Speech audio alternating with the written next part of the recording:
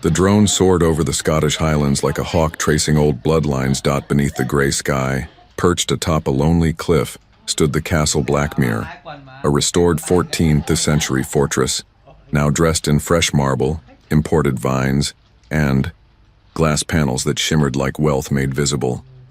Helicopters rested on a backlit helipad. A black Rolls-Royce purred at the entrance like a beast waiting for its master. Inside, 300 guests whispered in tailored suits and designer gowns, their murmurs drowned by the echo of money. At the end of the stone aisle, under a cathedral arch bursting with white orchids and golden lilies, Adrian Cross stood still. His tuxedo was midnight blue, velvet lapels sharp enough to draw blood. A platinum watch peeked from under his sleeve, not ticking but glinting because time had long ago surrendered to him. If this story resonated with you, subscribe to the channel and like, spread the word, and tell us where you're watching from. He didn't smile. He didn't need to. Adrian surveyed the hall like a CEO inspecting a new acquisition. He didn't believe in love. He believed in timing, optics, and asset elevation. And today, he looked like a man who'd won. The crowd turned. The violinist struck the first note. And down the aisle floated Aubrey Langston, champagne gold, silk hugging her frame, lips pursed like she knew how much envy she'd brewed in this room.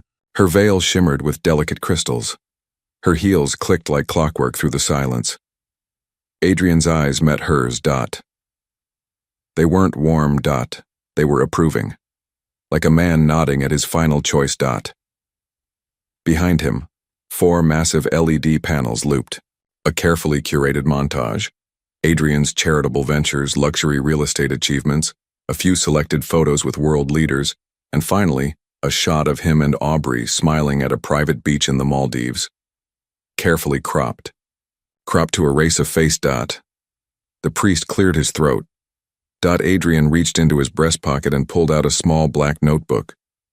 No traditional vows, he said smoothly, turning to the audience. This isn't a traditional story. The audience chuckled politely, unsure if that was humor or warning. I've built empires, reshaped cities, and redesigned my entire life from the ashes of betrayal. What I have with Aubrey isn't a chapter, it's the new book. This, he gestured around the castle, is the beginning of something real. Finally. There was applause, though light and awkward. Some guests exchanged glances but said nothing. Because no one wanted to be the one to ask, "Where is Nia Cross?" Adrian raised Aubrey's hand to his lips, kissed it like a promise, like a threat. The ring sparkled, a custom-cut canary diamond encased in fire-set rose gold, meant to be seen, meant to outshine everything that came before. Aubrey mouthed, "I love you." Adrian didn't reply. He turned slightly toward the live stream camera, the one broadcasting this wedding across multiple private channels. He straightened his shoulders and stared into the lens, eyes gleaming like cut glass. "This is my real life now," he said. Click. Somewhere a shutter snapped. Somewhere a screen refreshed. But in the very back row, just near the last marble pillar, a hotel server holding a tray froze mid-step. Her gaze wasn't on the bride. It wasn't on Adrian. It was locked on the open castle doors behind them, as if someone or something was about to walk through. But before she could speak, the violinist began again. The wedding marched on. The violin music from the castle echoed softly through a cracked laptop speaker, tinny and distorted. Across town, across reality, a woman sat on a worn couch, one arm wrapped around a sleeping baby, the other balancing the device on her lap. The live stream was pixelated but clear enough to see the castle, clear enough to see him. Her bare feet were planted on chipped wooden floors, surrounded by half-folded laundry and a maze of sippy cups. A little boy tugged at her sleeve. "Mommy, snack." "Just a second, sweetie," she said without looking away. Her voice was calm, too calm. Her name was Nia Cross, and today was the wedding of her husband. The man standing at that altar, the man kissing another woman's hand like it meant salvation, still shared her bank accounts, still appeared on the birth certificate, Of every child crawling at her feet, still wore the ring she'd bought him with her first bonus check. He hadn't even changed the vows. Nia's lips barely moved. He didn't even change the damn vows. The baby in her arm stirred. She pulled the blanket tighter and whispered an apology that wasn't meant for him. The laptop screen flickered. Adrian's face filled the frame, cocky and polished. His voice cut through the feed. This isn't a traditional story. Nia laughed then, not loudly, not madly, just softly, bitterly, like someone watching a rerun of their worst heartbreak being marketed as romance. On the coffee table lay a crumpled court summons. Her name, Nia Clarice Cross, still legally bound. The divorce hadn't gone through. Technically, she was still Mrs. Adrian Cross. But what was marriage when betrayal had a bigger budget? Flashback. 6 years ago, a rainy strip mall. Adrian stood beside a glass storefront, its sign half hung, wires exposed. She held the drill, he held the lease. "We'll call it Cross Point," he said, eyes lit with the hunger of a man trying to outrun his father's shadow. She smiled. "Too sterile. Let's call it Nia's. Everyone will trust a woman's name more." That was the first decision she made for his empire. She'd go on to make hundreds more. Branding, budgeting, interior, color schemes, PR crisis plans. She built it with him, not as a co-pilot, but as the compass. Then Aubrey showed up. First as a bridesmaid, then as a babysitter, then as a co-consultant. Nia should have known. But love has a way of editing the truth. Now here she was, sitting in a house she once designed for their forever, alone, forgotten, erased, all while Aubrey played princess in her husband's arms. She blinked back the fog in her vision. No tears. Not today. The live stream shifted. The priest raised his hand to begin the vows. Nia slammed the laptop shut. Her baby startled. She rocked him gently. "I'm sorry," she whispered. "You weren't supposed to see this." Another child, Ava, 5, walked in holding a drawing. "Look, Mama, it's Daddy and you and all of us." Nia stared at the scribbled family. All smiles, holding hands. She forced a smile. "That's beautiful, baby." Her eyes drifted to the corner of the room, to the bookshelf where a thick envelope sat tucked between old books. She placed the baby down, crossed the room, and pulled it out. The envelope. Cream-colored. Unmarked. Inside, copies of every business license, every joint filing, and one particular legal form titled Prenuptial. Amendment not filed. She'd found it 3 months ago, hidden under a false drawer in Adrian's old office desk. Her name still on it. Still marked as co-owner of Cross Holdings, LC. She traced her finger over the notary seal, then tucked the document into her handbag like it was a weapon. In the next room, the kids played with toy blocks. Nia picked up her phone. Battery, 2%. No missed calls. No texts. She plugged it in. Waited. Then she opened the Maps app, typed Castle Blackmere. Route loading.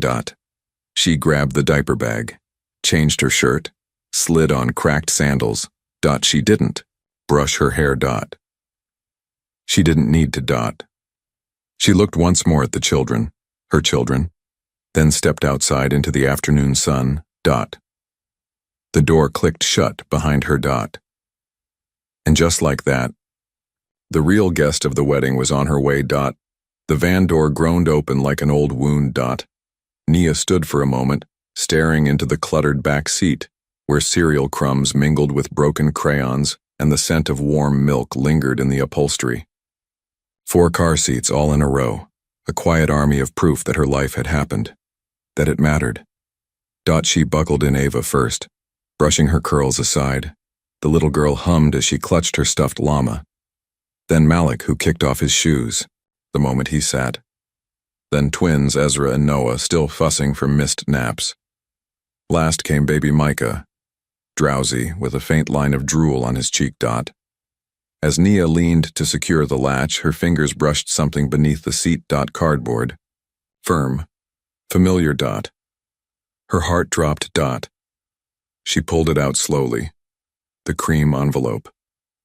Still here. It had slipped under Micah's seat during a grocery run 3 weeks ago, before she had the strength to face it again. She sat in the driver's seat, holding it in both hands. Prenuptial amendment, not filed signatories. Adrian T. Cross and Nia C. Cross. Date, 2 years after marriage. Witness, Aubrey Langston. Her own name stared back at her, printed in bold ink, untouched by time. She remembered the night they created it. After the birth of their second child, Adrian had poured wine, kissed her neck, and said, "I don't want you to ever feel like you're just my wife. You're my partner, my equal." It was the only time he'd ever used that word. Equal. She'd believed him. Enough to stop asking questions. Enough to let Aubrey notarize it. Enough to not notice that it was never filed. Nia folded the envelope in half, tucked it into the side of her bag, and took a breath that scraped her ribs on the way in. Her fingers trembled as she turned the key in the ignition. Meanwhile, inside, Castle Blackmere's grand dining hall, Adrian Cross raised a crystal glass and smiled with perfect teeth. The golden chandelier above reflected off every plate and every lie. "This," he said, gesturing to the lavish spread of saffron risotto, sea bass, and imported French truffles, "is what it looks like to start over with intention." Aubrey laughed beside him, clinging to his arm like a trophy. Across the table sat her parents, Martha and Jonathan Langston, well-dressed, well-connected, and exactly the kind of family Adrian wanted, aligned with his brand. Jonathan offered a nod. "Looks like a clean slate to me." Adrian tilted his head. "That's what I love about this family. No baggage, no drama." Laughter rippled through the guests. He leaned back, fingers drumming on the oak table. "The past is a story I no longer subscribe to. I'm building something new. Aubrey gets that." Back in the van, Nia gripped the wheel tighter as she merged onto the highway. The castle was 43 miles away. The kids had fallen asleep one by one, lulled by the motion and the hum of the engine. Her eyes flicked to the rearview mirror. 4 small heads leaned into soft shadows. All of them had Adrian's cheekbones. She reached for the volume knob. The radio came on mid-sentence. A wedding segment on a talk show, ironically describing a bride's dramatic entrance. She walked in like she owned the moment, the host said. Nia turned it off. She didn't need commentary. She needed clarity. The prenup brushed her hip through the canvas of her bag. A document he thought he'd hidden. A detail he thought she'd never find. But she had it now. And she was on her way. The clink of a spoon against ceramic snapped. Nia, back to the present. She sat alone in a roadside diner off Highway 8, kids asleep in the van just outside, the window still cracked open for air. The waitress had offered her pie. She hadn't touched it. Instead, her phone screen lit the dim booth, casting a pale glow over her tired face. The live stream had ended, but the clips, the reels, the reposts, were everywhere now. Hashtags already climbing. #Castle. Cross-wedding, #Aubrey said. Yes. She tapped on one, and up popped the video. Aubrey stood at the altar, tearful but glowing, her champagne gold dress shimmering like armor in the sunlight. "I never imagined my best friend's story would become my love story too," she said, her voice trembling with practiced vulnerability. "Adrian, you saw me, even when I didn't see myself. You gave me a life I never thought I deserved." Applause, gasps, and someone off camera murmuring, "She's so brave." Nia's hand tightened around her phone. Brave ? Aubrey Langston had once been in Nia's kitchen at 2 a.m., barefoot, crying over a man who ghosted her after 2 dates. Nia had handed her wine and a blanket. "You're safe here," she'd said. That same woman now stood in Nia's dress, saying Nia's words, to Nia's husband. A metal fork snapped in Nia's other hand. She hadn't even noticed she was gripping it.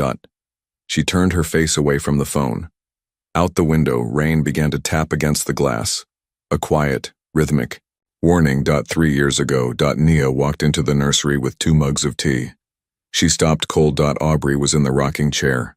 Her blouse was unbuttoned. And baby Malik, barely 2 months old, was nursing at her breast. Nia stood frozen. Her arms didn't move. Her breath didn't come. Aubrey looked up, startled. "Oh my God, Nia. I'm so sorry," she whispered. "He was screaming and your milk bottles were still heating. I've been lactating since the miscarriage and I thought I could help." Nia set the mugs down. "You thought you could help?" "He was so hungry," Aubrey said, eyes glassy. "And I just wanted to take something off your plate." Nia didn't speak for the rest of the night. Later, when she brought it up to Adrian, his face twisted in disbelief. "You're really accusing her of something twisted because she fed our kid while you were tired?" "I'm not accusing her, you are," he snapped. "She's grieving, Nia. And you're punishing her for showing love." "She didn't ask me. She didn't have to. You said she was like family." Nia remembered standing there, stunned, silent as Adrian walked out of the room. Her own thoughts turned against her, her instincts dismissed as paranoia. It was the first time she felt like a stranger in her own home. It wouldn't be the last. Now, years later, sitting in that diner, with her stomach turning, Nia saw it all for what it was. The subtle exclusion from meetings, the way Aubrey always arrived before Adrian, the nights he said he was working late, and texted her from a hotel with the same wallpaper that showed up in Aubrey's travel photos. It hadn't been sudden. It had been a slow, methodical replacement. And she had let it happen. Because Adrian made her doubt herself so completely, she stopped asking questions. But now the questions were loud, and the answers were sitting in a castle. She stood, dropped a few bills on the table, slipped the phone back into her coat pocket. Outside, the van sat like a quiet witness. The castle was less than 20 miles away. And for the first time in years, Nia wasn't questioning what she saw. She was going to make sure everyone else saw it too. The sound of crystal clinking filled the great hall like distant wind chimes echoing through marble. Inside Castle Blackmere, the banquet was in full swing. Guests had moved from the ceremony to the reception hall, a cavernous room of vaulted ceilings and candlelit opulence. Gold leaf danced along the frescoes overhead. Long tables overflowed with imported wine, filet mignon, and chocolate soufflés, dusted with edible gold. In the center, a towering ice sculpture of 2 swans fused at the beak stood melting, as if time had begun to reclaim it. At the head table, Adrian Cross rose with a practiced grin. His champagne flute sparkled under the chandelier. Next to him, Aubrey rested her head lightly on his shoulder, glowing, victorious. He lifted his glass. "To new beginnings," he said, his voice smooth and commanding. "To shedding the skin of who we were, and stepping boldly into who we choose to be." Applause thundered. Waiters leaned in to refill glasses. A string quartet struck up something romantic. And then the doors opened. Not gently. Not quietly. Not the way a castle's polished ceremony intends. The heavy wooden double doors at the rear of the hall groaned open like the gates of judgment. Slow, creaking, ancient. At first, no one turned. Not until the wind followed. A cold highland gust swept through the entryway, extinguishing a few candles and sending napkins fluttering from laps. Then came the gasps. From the back of the room, a woman stepped forward. Her heels clicked softly on the stone floor, but the silence around her made them echo like gunshots. Nia Cross. Wearing a modest black dress, wrinkled from travel, clinging to her in the wrong places. No makeup, no earrings. Her hair pulled back hastily. In her arms, a sleeping baby. Behind her, 3 children in mismatched clothes, clinging to the hem of her dress, blinking at the lights, at the strangers, at the castle. The music halted. Aubrey's body stiffened. Adrian's eyes locked on her, unblinking, like he was watching a ghost materialize in high definition. Nia didn't stop walking. She didn't shout, didn't cry, didn't make a scene. She just walked. Down the aisle between banquet tables, past socialites and influencers who whispered her name without knowing how they remembered it, past his lawyer, past Aubrey's mother, past everything gilded and curated, and pretending to be new. Adrian's champagne flute slipped from his hand and shattered against the polished floor. Still, no one spoke. The only sound was the cry of the baby waking up, a sharp, sudden wail, like an alarm. Nia finally stopped when she reached the foot of the head table. She shifted Micah to her other hip. Then she looked Adrian dead in the eyes. And said nothing. It was Adrian who spoke first, voice brittle. Nia, this isn't the place. She tilted her head. You sure? It's your castle, your fairy tale. Why not let everyone see the full cast? His jaw clenched. Aubrey, now visibly shaking, reached for Adrian's sleeve. What is this? She whispered. Who are they? Nia raised her free hand and motioned behind her. The three children, Ava, Malik, and the twins, stepped forward holding each other's hands like a tiny unit trained for war. Adrian, Nia said, calm but piercing. Do you want to tell your guests? Or should I? He said nothing. She turned to the crowd. These are his children, all four. Born during the years he told the world he was too busy for fatherhood, too focused on rebuilding. A slow murmur rippled through the room. One of the children, Ava, reached into Nia's bag and handed her something. The envelope. Nia opened it, pulled out the sealed legal document. Here's the kicker, she said. The prenup Adrian had me sign after baby number 2? Never filed. Witnessed by Aubrey herself. Isn't that right, honey? She held it up like a verdict. Aubrey's face lost all color. Adrian moved to speak. But a guest 2 tables back raised a phone. Click. The flash lit the room like lightning. Then more flashes, then more. Cameras came up. Videos rolled. The internet was already swallowing this moment. You wanted a new beginning? Nia asked softly. This is the ending you deserve. She turned to leave. But not before placing the prenup in front of Adrian. Right on the linen. Right beside his gold-plated name card. She picked up Micah. Held out her hand. Ava took it. The other 3 followed. And as she walked back through the hall, children trailing like shadows, the crowd parted for her, silently, reverently. The way people do when death or truth enters the room uninvited. She didn't look back. But Adrian did. And his world, once engineered to perfection, was fracturing on live stream. Adrian moved fast, one hand gripping Nia's arm with the force of a man who couldn't afford witnesses. Nia, not here, he hissed, low and urgent.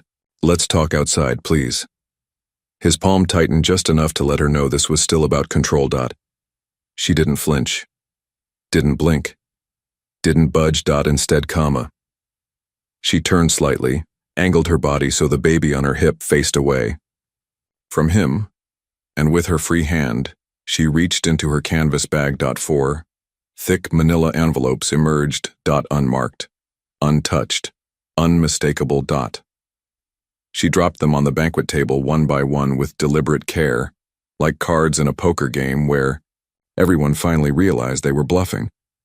Thump, thump, thump, thump. The sound echoed in the silence.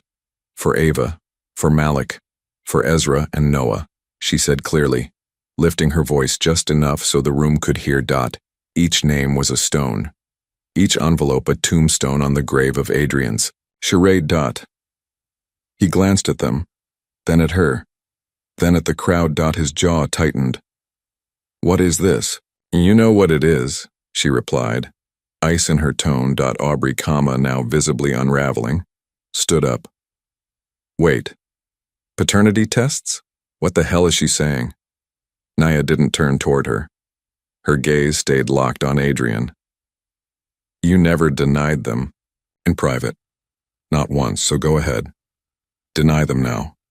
In front of your new bride. In front of her family. In front of your brand sponsors. Say it. Gasps rippled like aftershocks through the room. One of the guests began quietly filming. Another already was. Adrian stepped forward, lowering his voice again. This isn't the time. Naya took out her phone. Quietly. Calmly. She tapped. Go. Live. Her screen lit red. The small circle appeared in the corner. You are now live. Tell them, she said to him. Tell the world they're not yours. Look into the lens and say it. Adrian froze. Aubrey was sobbing now, mascara trailing down her face. Is this true?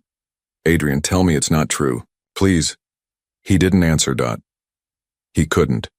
His silence was louder than any confession. The ballroom, once glowing with candlelight and luxury, now flickered under a different spotlight. Accountability. Nia held up the camera. Say it, or I will. Adrian took a breath. His PR instincts kicked in, the kind that had helped him dodge scandals before. But this wasn't boardroom spin. This wasn't a press statement. This was 4 human beings. 4 sleeping faces in the van. 4 pieces of him that Aubrey never knew existed. And a wife he never legally divorced. This is all very complicated, he began, voice even, eyes darting. We've been separated, but not divorced, Nia interrupted. Still married, still legally bound, still filing joint returns. A reporter in the back of the room whispered, Jesus. One of the Langstons stood up, Aubrey's father. Is this some kind of extortion play? Nia's head turned sharply. No. This is restitution. She placed her phone on the table, angled perfectly toward Adrian. Keep going, you were mid-toast. He looked at her.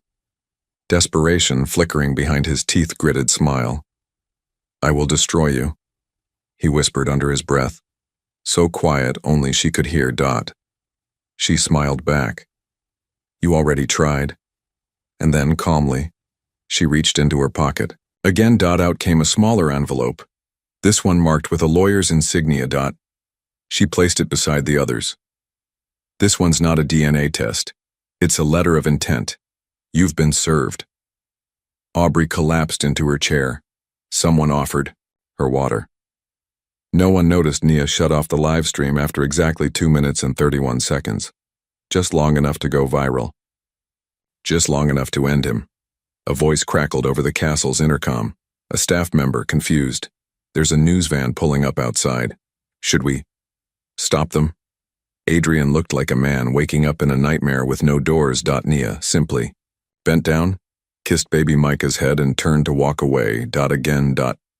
But this time she didn't leave empty-handed. She left with everything he was trying to bury. 1 week earlier. Midnight. An empty parking lot behind a shuttered church on the east edge of the city. A black SUV idled with its lights off. Inside, fog crept along the windows, broken only by the glow of a laptop screen. Rain tapped gently on the windshield, not enough to drown out secrets, just enough to blur them. Nia sat in the passenger seat, her hoodie drawn low, her eyes scanning the folder in her lap with trembling fingers. Birth certificates, financial transfers, surveillance photos. Each page cut like glass. Across from her, Derek Mars, ex-cop turned private investigator, lit a cigarette he wouldn't smoke. He watched her read, the way a medic watches a soldier pull shrapnel from their own leg. I told you not to look at these alone, he said. I'm not alone, Nia replied, but her voice lacked conviction. She turned a page. Aubrey and Adrian, arm in arm, walking into a condo in Venice Beach. Date stamped during the same weekend Adrian had claimed he was on a solo meditation retreat. Another photo. Adrian holding a champagne bottle at a private poker event, hosted at the same luxury penthouse Nia once helped him pick out for business guests. Another. A woman, bruised. Redacted name. Police report. Domestic abuse. 2017. Nia's fingers froze. What's this? Derek exhaled slowly. That was buried. Quiet settlement. No charges stuck. He paid for silence. Who is she? Doesn't matter. She's scared. Still signs a non-disclosure every year like clockwork. He keeps her quiet just like he tried to do with you. Nia stared ahead into the rain-slicked dark. He said I was crazy, she murmured. Every time I questioned him, every time I saw something that didn't fit, he made me feel like I was the one unraveling. Derek nodded. That's the script. Gaslight, isolate, discredit. You're not the first. But if you move now, you could be the last. She looked back at the folder. Nestled near the back, 4 neatly stapled paternity reports, sealed and notarized. She hadn't opened them yet. She didn't need to. She knew. But the world didn't believe mothers.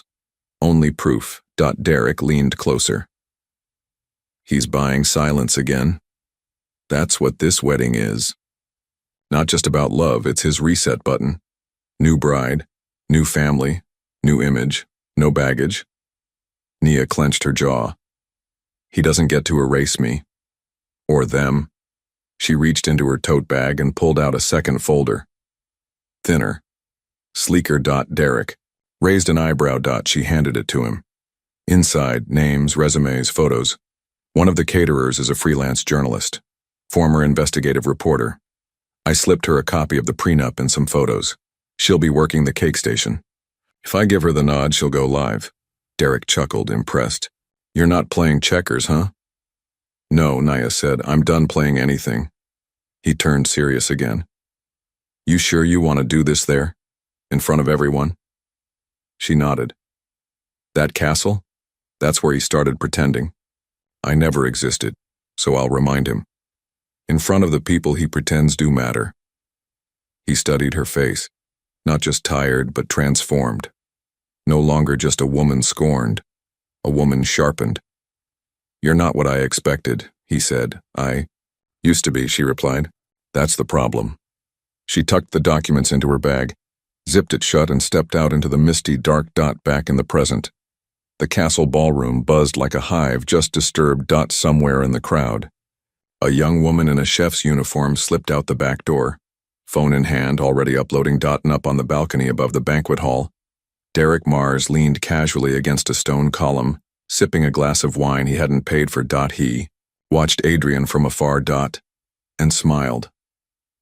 Showtime. Aubrey screamed, flung her veil across the ballroom and stormed out through a side door. Sobbing, humiliated, mascara streaking down her cheeks like ink on parchment. Guests erupted into chaotic whispers. Cell phones buzzed. The air felt charged, electric, like a storm was about to hit. In the middle of it all, Adrian stood frozen, breath shallow, surrounded by the life he built and the lies now unraveling like frayed rope. Nia, he muttered, reaching for her arm. We need to talk, alone, please. She didn't flinch. Talk where? On camera again? His voice lowered. You've made your point. Let's go downstairs. Now. She studied his face. Behind the calm facade, she saw what he was really offering. A final attempt to control the narrative. But she nodded. Fine. They descended a private stone staircase off the back corridor. As the sounds of chaos faded behind them, the walls grew colder, damp, older. Adrian walked ahead, tense and silent. She knew where they were going. She remembered it. The East Wing cellar. 2 years ago, during renovations, she'd stumbled into an unfinished corridor behind the wine room. Adrian had told her it was for security. She didn't question it back then. He kissed her temple and changed the subject. Tonight, she was done, letting him redirect. At the end of the hall, he unlocked a steel door. It hissed open like something in a lab. Inside, a small room lined with monitors. Dark walls, no windows, surveillance feeds, some live, some archived. A flickering red recording light blinked from one corner. Nia stepped inside slowly, eyes scanning. One monitor showed a feed from the ballroom. Others showed angles from the guest suites, the foyer, the children's play area. She froze at that one. Why was there a camera in the play area? She turned to him. Still watching everyone, huh? Adrian rubbed his temple. It's not like that. It's for security. Spare me, she said. You never installed cameras when I lived here, only after I left. He stepped closer. What do you want from me, Nia? You've embarrassed me. You've wrecked this night. She spun to face him. I want them to see you. Not the brand, not the billionaire. The man who tried to erase his children, gaslight his wife, and build a fortress on top of a lie. She reached into her coat and pulled out a USB, plugged it into the system. The screen flickered. Adrian's eyes widened. What are you doing? Just pressing play. The footage began to roll. Archive file, July 14th. Private study. Castle Blackmere on screen. Adrian sat with his lawyer. She's unraveling, he said in the recording. Emotionally unstable. I have enough footage to prove she's unfit. If I get her to snap in front of the kids, we'll have custody by Christmas. Nia stood motionless. On screen, comma. Adrian laughed. Hell, I might even let Aubrey adopt them. We need a cleaner look if I'm running for board seats next year. In the room, Adrian lunged toward the console. Turn that off. But Nia was already holding up her phone. Live again. You're not shutting this down, she said. Not this time. Adrian froze, halfway between fury and fear. You knew I'd never fight you, she continued, voice steady. That I'd fold if it meant peace for the kids, so you made me look crazy. You twisted every fear I had into a weapon, she pointed to the screen. But this is who you are. A new voice echoed from behind them. I think we've seen enough. They turned. Derek Mars, in the doorway, holding a small camcorder. And behind him, two officers in plain clothes. Adrian's eyes darted between them. This is private property. Not anymore, Derek said. This system recorded children without consent. That's federal. And that footage, that's conspiracy to commit custodial interference. The officer stepped forward. Mr. Cross, we're going to need you to come with us. Adrian's breath caught in his throat. You think I'm going down because my wife had a bad day? Nia stared at him. No, you're going down because I finally stood up. He turned to her one last time, eyes full of the rage of a man who'd always gotten away with it. You don't win, Nia. You never win. She looked around the surveillance room, the cables, the blinking lights, the paranoia he called control. I already did. Upstairs, smoke alarms began to whine. Not fire, but burnt soufflés, forgotten in the kitchen as panic spread. Guests were leaving. Cameras were rolling. Headlines were already forming. Castle wedding ends in scandal. Ex-wife exposes billionaire in viral livestream custody trap. Plot uncovered in luxury ceremony gone wrong. And in the center of it all, the castle. Not burning. But crumbling. The courthouse was cold. Not from the air, but from the silence that hung in its marble corridors like judgment itself. Weeks had passed since the castle wedding imploded on livestream. In that time, headlines had exploded. News anchors dissected every second of the viral footage. Tabloids ran with conflicting narratives. Social media debated whether Adrian Cross was a fraud or a fallen icon. But in courtroom 3B, the drama was real. Adrian sat cuffed. No tuxedo, no curated smile. Just a gray suit, slightly wrinkled, and a stare fixed somewhere far beyond the judge's bench, as if looking for a version of his life that hadn't shattered. The charges read like a rap sheet built on ego. Fraud. Bigamy. Wire transfers to shell accounts, unauthorized surveillance, tax evasion, custodial coercion. And now, under oath, Aubrey Langston sat on the witness stand, pale, composed, and no longer clinging to a fantasy. I believed him, she said, voice trembling. He told me they were separated, that she was emotionally unstable, that the kids were being kept from him. He said he just wanted to start over. I didn't know it was a lie until it was too late. She glanced across the room where Nia sat quietly, surrounded by 4 children dressed in black. Matching coats, tiny shoes neatly lined up, ribbons and ties arranged by loving hands. "I'm sorry," Aubrey whispered. Barely audible. Nia didn't nod, didn't blink. She wasn't here for apologies. She was here for closure. The prosecutor asked Aubrey one final question. "Did he ever suggest replacing the mother of his children with you?" Aubrey looked down. "Yes. He said if the court ruled her unfit, we could adopt them. That it would be cleaner." A gasp fluttered through the gallery. Adrian didn't flinch. He simply leaned, back stone-faced. The judge called a recess. Nia gathered the children. Ava clung to her leg. Malik tugged at her sleeve. The twins whispered about snacks. Micah, now almost a year old, cooed in her arms. A court officer offered her a waiting room. She declined. Instead, she sat on a hallway bench, shoes off, legs crossed, Micah rocking in her lap as she hummed softly. She didn't check her phone, didn't scroll. She just waited, like time had finally started bending in her favor. That's when she saw him. Adrian, escorted by 2 officers, paused at the far end of the hallway. He asked for 30 seconds.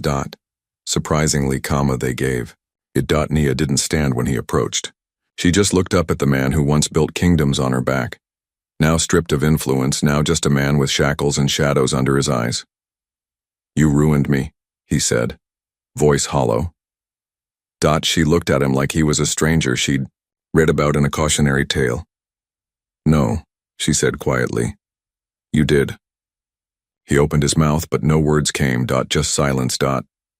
Behind her, Ava stood beside the stroller, watching the exchange. Nia turned to her daughter. "Come here, baby." The little girl walked over and rested her head against her mother's arm. Adrian's eyes glistened, but not from love, from the realization that this was irreversible. "I didn't mean to lose them," he whispered. "You didn't lose them," Nia said, her voice a blade wrapped in velvet. "You never chose them." The guards moved in. Time was up. Adrian turned without another word, shackles clinking like punctuation as he disappeared down the hall. Nia exhaled. Not relief, not victory. Just release. Back inside. The courtroom buzzed again as proceedings resumed. But Nia didn't return to the bench. She walked past the courtroom doors, children in tow, out into the crisp air, where cameras flashed, microphones hovered, and the world waited for a statement. She said nothing. Instead, she held Micah closer, placed a soft kiss on his cheek and whispered, "We're almost done." If this story resonated with you, subscribe to the channel and spread the word, and tell us where you're watching from. The courthouse loomed behind her like a relic from another life. Nia sat on a sun-warmed bench, her back straight, her shoes off, bare toes pressing into the soft grass beneath. The sound of children's laughter floated through the air behind her. High, bright, alive. Ava was chasing Malik across the playground, both squealing with joy. The twins were in a tug-of-war over a juice box.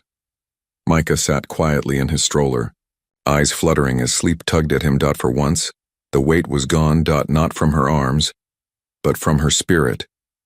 Nia opened the envelope resting in her lap. Its edges were worn, the paper inside slightly creased from all the years it had hidden in drawers, glove compartments, and beneath car seats. Prenuptial amendment, not filed her name. His. The empty lines meant for signatures. She stared at it a long time. Not with anger, not with grief. Just a soft, strange gratitude. This paper, once a trap, had become a mirror, reflecting everything she'd been forced to endure and everything she had just outlived. She folded it in half, then again. With one final breath, she tore it straight down the middle, the rip sharp, final, beautiful. The wind picked up. Half of the torn paper fluttered away, caught by the breeze. She didn't chase it. She let it go. A shadow approached. "Mrs. Cross?"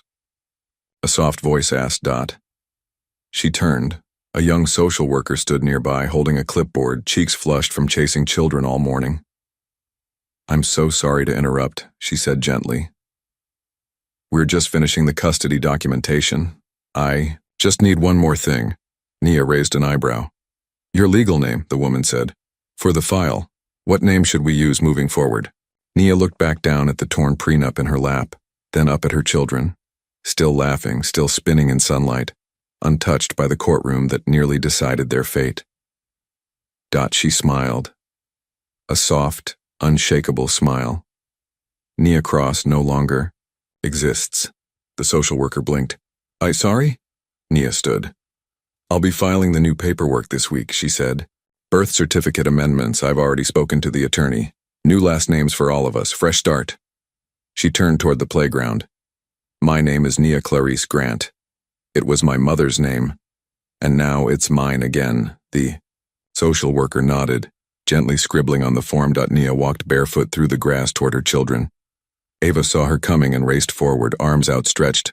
"Mama, I won," she yelled. Nia scooped her up and twirled her in a circle. "Of course you did," she whispered.